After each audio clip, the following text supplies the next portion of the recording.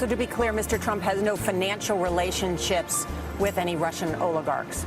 That's what he said. That's what I said. That's obviously what our position is. I'm not aware of any of those activities. I have been called a surrogate at a time or two in that campaign, and I did not have communications with the Russians. What do I have to get involved with Putin for? I have nothing to do with Putin. I've never spoken to him. I don't know anything about him other than he will respect me. Russia, if you're listening, I hope you're able to find the 30,000 emails that are missing. So, it is political. You're a communist. No, Mr. Green. Communism is just a red herring. Like all members of the oldest profession, I'm a capitalist.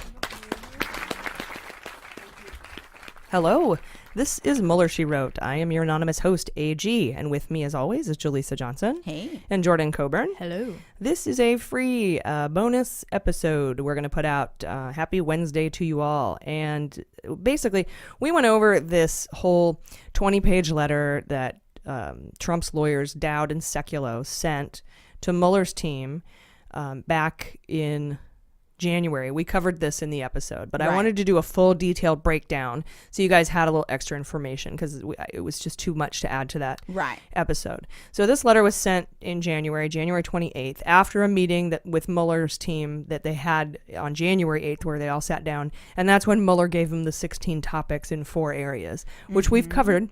And I think Sekulow took those 16 topics and wrote 49 questions, and that's where we got that whole bonus episode. And so now here we are. We've got the letter itself. It was leaked to the New York Times. And this weekend, Trump's team, I think they leaked it. That's conjecture. It was leaked. And as I said, his attorney sent this to Mueller. So the reason I think Trump leaked it is because it fits the narrative that Giuliani's been pushing for the past few weeks, that Trump is above the law, basically. He can't be indicted. Right. And I wanted to do this on the major points of the letter. I think it's indicative of what Trump's defense will be, and I think he's mounting a political defense, not a legal defense, because anyone who's worth their salt legally, if you listen to Asha Rangapa's interview, would know that while it's great that they're actually addressing some of these issues, it's completely got no basis in legality whatsoever. Not at all. Yeah, it just doesn't take much to debunk what's in this. I can do it. He'd be better off to hire me. And I can't imagine what Emmett T. Flood must be thinking. Like, he's one of the top lawyers, and he's probably like, oh, fuck my life. Exactly. So the 16 topics are, briefly, they include Flynn's contact with Kislyak, Flynn's communication with Pence, Flynn's interview with the FBI, Sally Yates' warning about Flynn, the February 14th meeting between Trump and Comey, any other info you have about Flynn, that's a topic, Trump's reaction to investigations into collusion, Trump's reaction to Sessions' recusal, which we've gone over, Trump's reaction to Comey's testimony before the House Intelligence Committee, info related to the conversations with the intelligence community about ongoing investigations, any conversations Trump has had with anyone about Comey's performance, whether Comey's testimony led to his termination, Trump's communication with Kislyak. Oh, Lavrov and Lester Holt. Oh, this is Trump basically telling other people he fired Comey because he was the Russia thing. Trump's reaction to the appointment of Mueller, Trump's interactions with Sessions regarding the appointment of Bob Mueller, and Trump's statement about the meeting in Trump Tower being about adoptions. So the letter left out responses to 3 of those topics, and the 3 that left out were Sessions' recusal, Mueller's appointment, and Trump's discussions with Sessions about Mueller's appointment. Okay. So the letter goes on to say that Trump has the power to terminate the investigation and exercise his pardon power. Basically, Trump's team is saying that since Trump could shut down any investigation he wants, he could shut down the investigation into Flynn. Therefore, because he can do that, he cannot have obstructed justice had he fired Comey over it, and he could pardon Flynn. It also implies he could pardon himself, which is the first thing. And he actually tweeted out today that he could pardon himself. This is crazy. And then Giuliani told HuffPost today that, and this scares me, he said Trump could shoot Comey and you wouldn't be allowed to indict him. Did you hear that? Jesus Christ. Giuliani said that.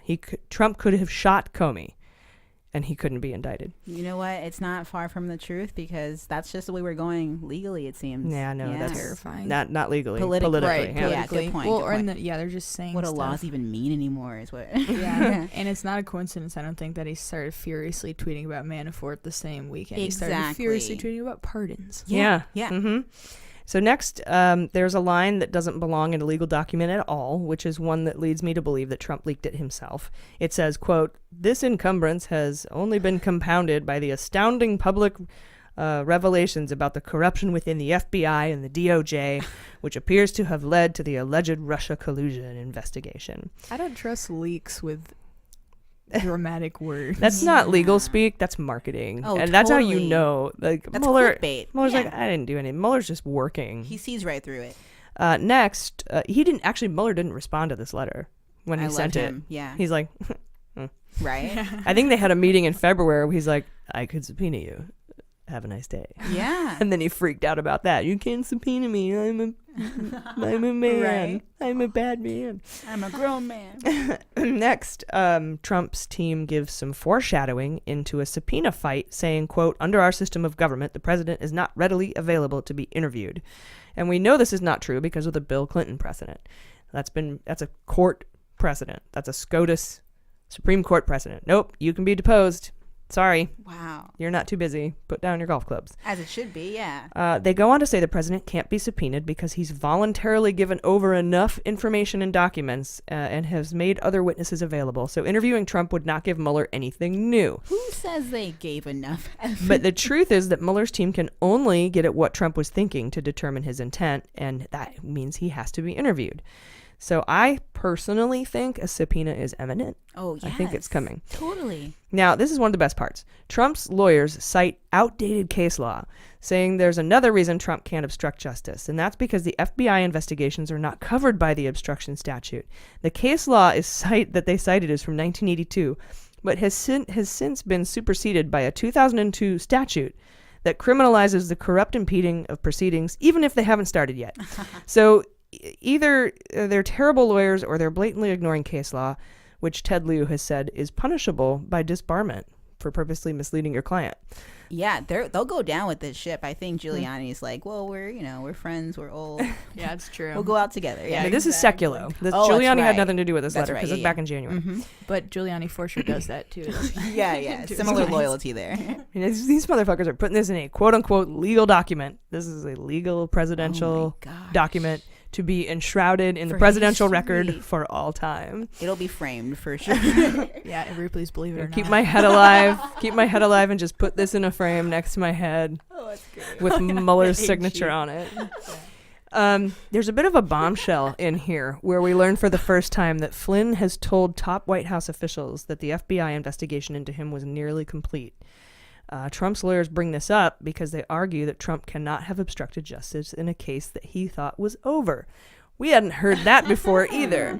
So by Flynn telling the White House, oh, this whole FBI investigation I'm under, even though I'm your national security advisor, is almost complete. And so Trump saying, since I thought it was done, I can't obstruct justice that's over. Mm-hmm. Even though he's like, I was just getting back to work. he thinks that once the interviews are done, the case is over. Exactly. Then they allege that Mr. Comey's memos were misremembered or that he misunderstood the president. Then they talk about McCabe for a second, saying there was no obstruction of justice because McCabe testified that, quote, there has been no effort to impede our investigation to date. But the thing is, if you listen to that whole thing, McCabe wasn't talking about Trump making an effort to impede. He was saying, in context, that despite the firing of Comey, the men and women of the FBI continue to investigate. An investigation moving forward does not exonerate anyone that may have tried to impede it. Exactly. God damn it. Next, Trump's lawyers go on to say, this is like a 6th grade mock trial. I don't understand. Next, Trump's lawyers go on to say that Trump can fire anyone at any time, but they leave out the corrupt intent or abuse of power part completely. So a good attorney wouldn't do that.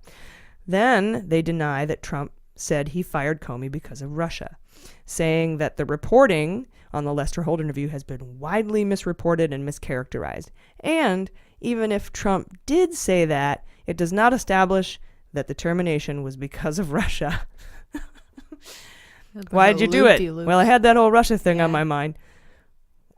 I mean, like, he thinks we're idiots, or he thinks his base.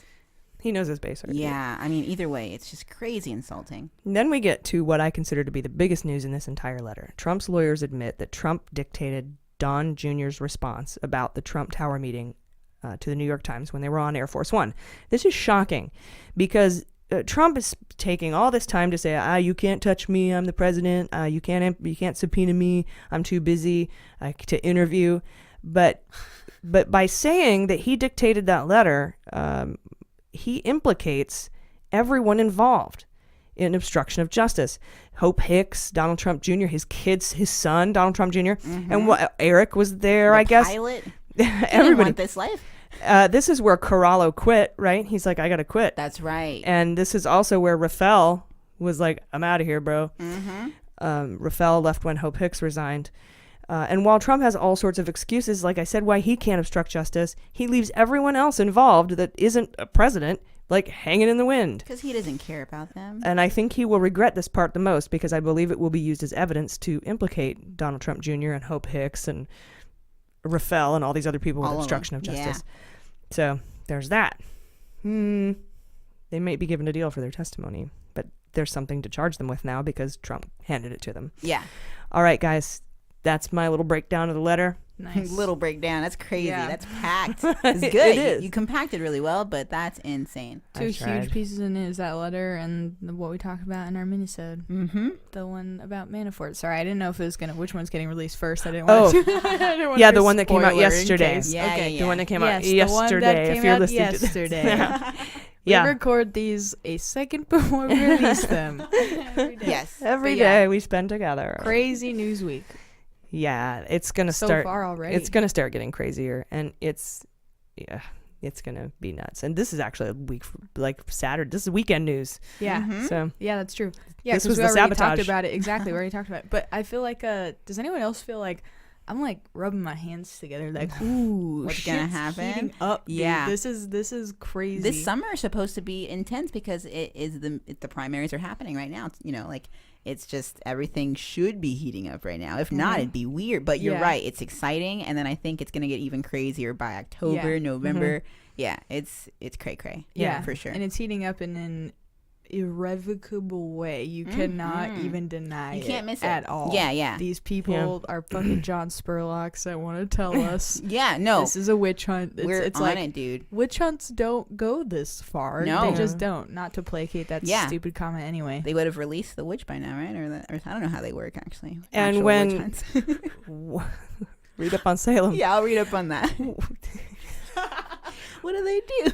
They catch witches and they burn them. Oh no! At I mean, the I knew stake. that, but like, do they ever like release them? Like in this No. case, okay, so yeah, if it's a witch Just hunt, not eating someone's meeny, got to miny, get mojo, burned. so- Yeah, like what? I if don't Trump- think he's thinking that far into the phrase. Honestly, metaphor I think is you're not- yeah. giving him a little too much benefit of the doubt. Very true. But yeah, I'm at the point where if you still support Trump after he has come out and publicly said he is above the law, he could shoot somebody and wouldn't be indicted because he's the president. If you are still with him after that King George III bullshit, then you're not welcome for my service. I don't know what to tell you. Yeah. Fuck, go You can't live stay with us. somewhere else. Yeah. And Sorry. yeah, we wear pink on Tuesday. Yeah. Yeah. And we joke about this, but this is actually terrifying. This is Totally. right on the brink of complete fascism. Oh, For yeah. real. The Yeah. shit that he's saying, we all can laugh about it because we have faith in our system and our government. Well, that's why I'm so giddy, and that's why you're rubbing your hands together, because it seems right now that the justice system is working. Yes. And it's working for us, and it is protecting us the way that the founding fathers intended to set it up to protect us. Yeah. And it is what I signed up to fight for, and it is what I have sworn an oath to protect, and it seems to be working. And so Yes. when I get excited about all this stuff, I don't want you to lose sight of the fact of how deadly serious I think it is. I just get a boner for justice. Right, and we laugh not to cry. So it's justice boners, Yeah, that's and we're hard. coping with the tragedy. Yes. Yeah. Coping with justice boners. Yeah. Justice boners while laughing. Brought to you Yes. by Mueller, She Wrote. Yeah. Title of this episode. No, I'm kidding. That won't be good for Not at SEO. all. No one's Yeah. searching Very that. confusing. The people searching for coping with justice boners are probably not going to get what they want. No, not our audience. With this, although we should put some tags. No, we don't do tags on Apple Podcasts. It's fine. Anyway, this has been fun and also terrifying. Yeah. I'm your host, AG, I'm Julissa Johnson. I'm Jordan Coburn. and this is Mueller, She Wrote.